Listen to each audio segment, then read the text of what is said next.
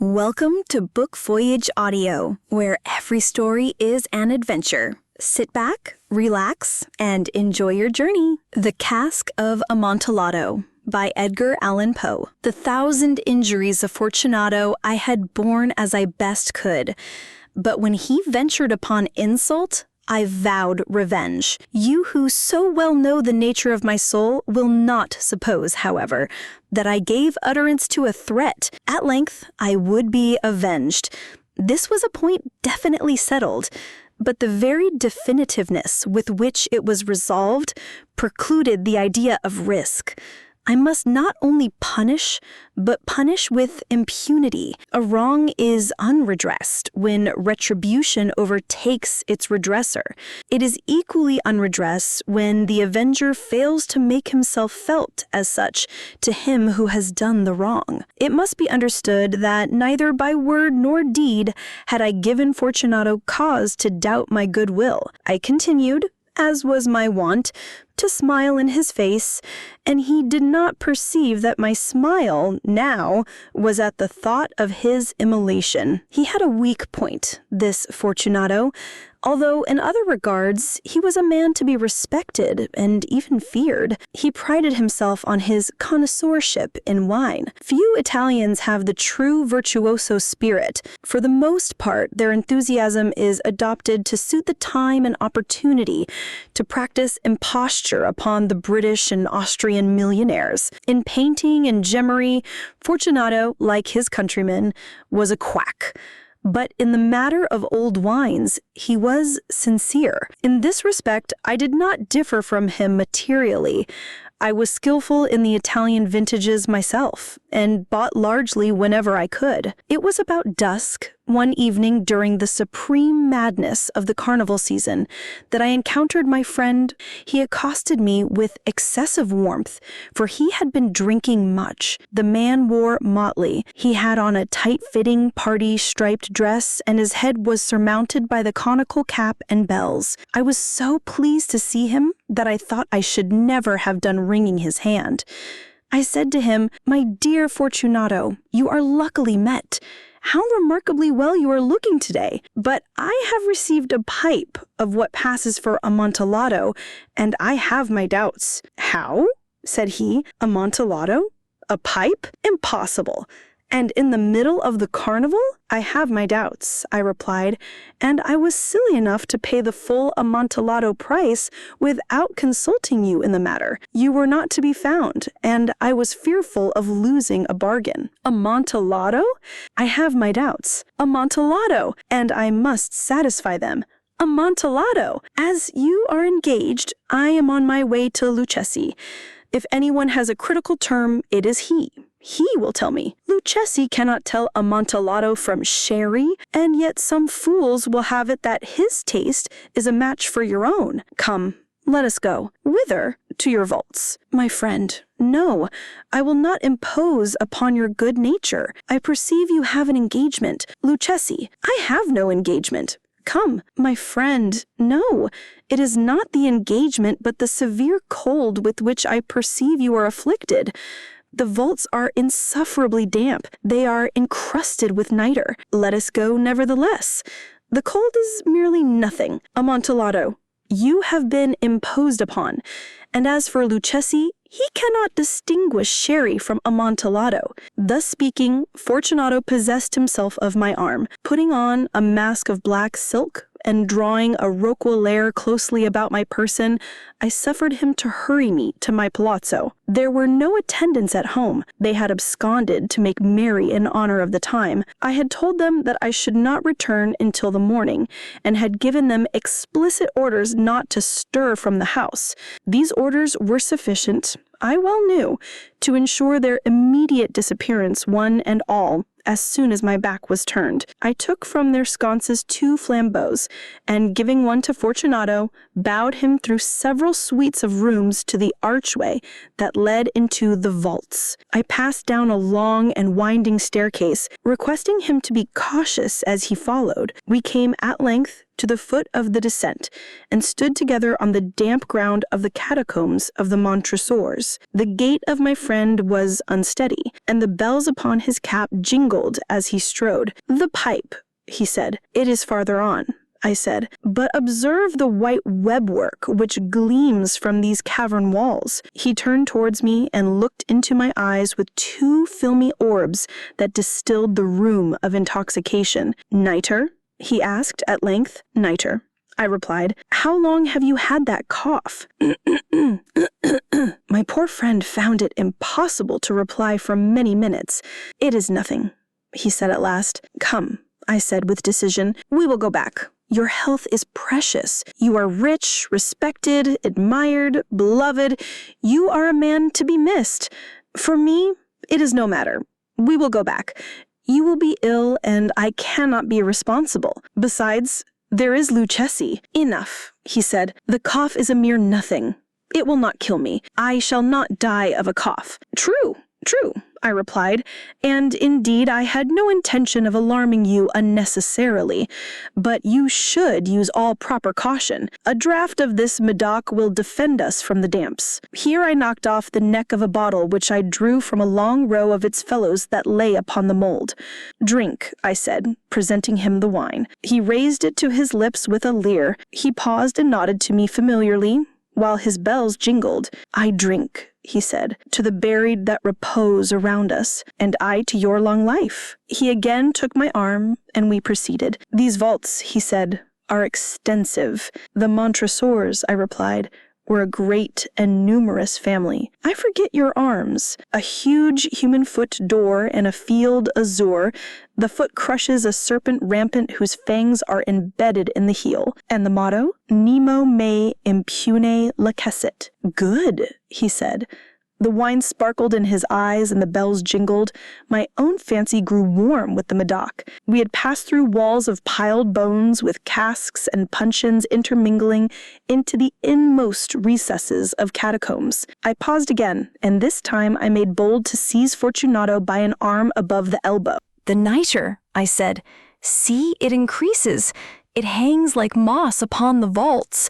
We are below the river's bed. The drops of moisture trickle among the bones. Come, we will go back ere it is too late. Your cough, it is nothing," he said. "Let us go on. But first, another draught of the Medoc." I broke and reached him a flagon of the grave. He emptied it at a breath. His eyes flashed with a fierce light. He laughed and threw the bottle upwards with a gesticulation I did not understand.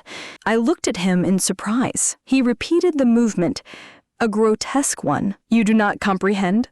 he said. "Not I," I replied. "Then you are not of the Brotherhood." "How? You are not of the Masons?" "Yes, yes," I said. "Yes, yes."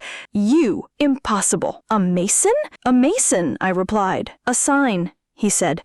"A sign. It is this," I answered, producing a trowel from beneath the folds of my roquelaire. "You jest," he exclaimed, recoiling a few paces. "But let us proceed to the Amontillado." "Be it so," I said, replacing the tool beneath the cloak and again offering him my arm. He leaned upon it heavily. We continued our route in search of the Amontillado. We passed through a range of low arches, descended, passed on, and descending again, arrived at a deep crypt in which the foulness of the air caused our flambeaux rather to glow than flame. At the most remote end of the crypt, there appeared another, less spacious. Its walls had been lined with human remains, piled to the vault overhead in the fashion of the great catacombs of Paris.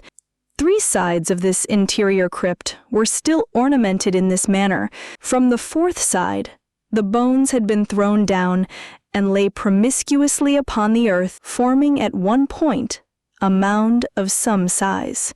Within the wall thus exposed by the displacing of the bones, we perceived a still interior recess, in depth about 4 feet, in width 3, in height 6 or 7.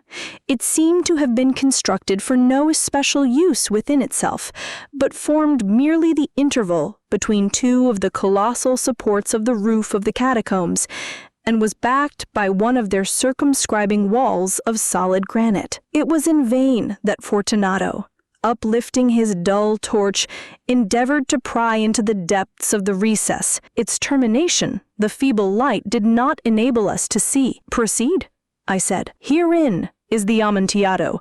As for Lucchesi, he is an ignoramus," interrupted my friend, as he stepped unsteadily forward, while I followed immediately at his heels. In an instant, he had reached the extremity of the niche, and finding his progress arrested by the rock, stood stupidly bewildered. A moment more, and I had fettered him to the granite. In its surface were 2 iron staples, distant from each other about 2 feet, horizontally. From one of these depended a short chain, from the other a padlock. Throwing the links about his waist, it was but the work of a few seconds to secure it. He was too much astounded to resist. Withdrawing the key, I stepped back from the recess. "Pass your hand," said I, "over the wall. You cannot help feeling the nitre. Indeed, it is very damp. Once more, let me implore you to return. No? Then I must positively leave you. But I must first render you all the little attentions in my power." "The Amontillado!" exclaimed my friend, not yet recovered from his astonishment. "True," I replied, "the Amontillado." As I said these words, I busied myself among the pile of bones of which I have before spoken. Throwing them aside, I soon uncovered a quantity of building stone and mortar. With these materials, and with the aid of my trowel, I began vigorously to wall up the entrance of the niche. I had scarcely laid the first tier of the masonry when I discovered that the intoxication of Fortunato had in a great measure worn off. The earliest indication I had of this was a low moaning cry from the depths of the recess. It was not the cry of a drunken man. There was then a long and obstinate silence. I laid the second tier, and the third, and the fourth, and then I heard the furious vibrations of the chain. The noise lasted for several minutes, during which, that I might hearken to it with the more satisfaction, I ceased my labors and sat down upon the bones. When at last the clanking subsided, I resumed the trowel and finished without interruption the 5th, the 6th, and the 7th tier. The wall was now nearly on a level with my breast. I again paused, and holding the flambeaux over the mason-work, threw a few feeble rays upon the figure within. A succession of loud and shrill screams, bursting suddenly from the throat of the chained form, seemed to thrust me violently back. For a brief moment, I hesitated. I trembled. Unsheathing my rapier, I began to grope with it about the recess, but the thought of an instant reassured me. I placed my hand upon the solid fabric of the catacombs and felt satisfied. I reapproached the wall. I replied to the yells of him who clamored. I re-echoed. I aided. I surpassed them in volume and in strength.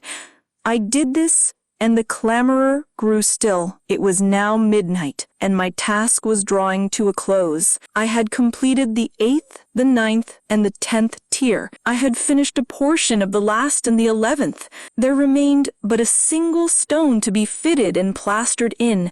I struggled with its weight. I placed it partially in its destined position, but now there came from out the niche a low laugh that erected the hairs upon my head. It was succeeded by a sad voice, which I had difficulty in recognizing as that of the noble Fortunato. The voice said, "Ha, ha, ha, ha, ha, a very good joke indeed. An excellent jest. We shall have many a rich laugh about it at the palazzo. Ha, ha, over our wine. Ha, ha." "The Amontillado," I said. Ha, ha, ha, ha. Yes, the Amontillado.